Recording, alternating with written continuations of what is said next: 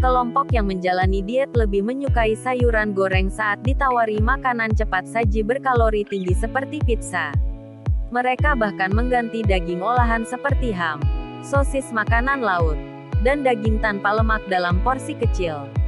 Namun, perlu dicatat bahwa peserta terus menerima antidepresan atau obat lain yang mereka butuhkan selama masa studi ini.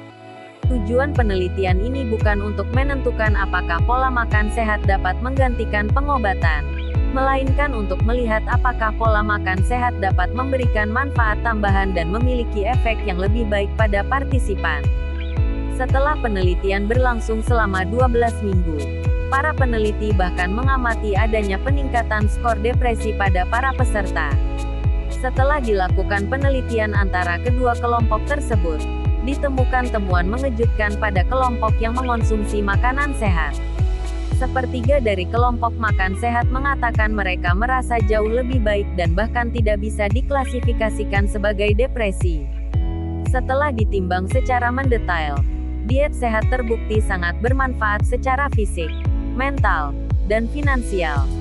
Meski peserta tidak mengalami penurunan berat badan, banyak peserta yang mengubah kebiasaan makannya menjadi lebih sehat dan bergizi, bahkan mengeluarkan lebih banyak uang untuk membeli bahan makanan lebih hemat.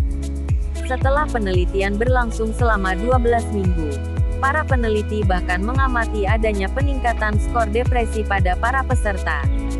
Setelah dilakukan penelitian antara kedua kelompok tersebut, ditemukan temuan mengejutkan pada kelompok yang mengonsumsi makanan sehat. Sepertiga dari kelompok makan sehat mengatakan mereka pulih jauh lebih baik dan bahkan tidak dapat diklasifikasikan sebagai depresi. Setelah ditimbang secara mendetail, diet sehat terbukti sangat bermanfaat secara fisik, mental, dan finansial. Meski peserta tidak mengalami penurunan berat badan, banyak peserta yang mengubah kebiasaan makannya menjadi lebih sehat dan bergizi, bahkan mengeluarkan lebih banyak uang untuk membeli bahan makanan lebih hemat. Sebelum penelitian, peserta melaporkan menghabiskan 1,5 juta rubel untuk bahan makanan setiap minggu.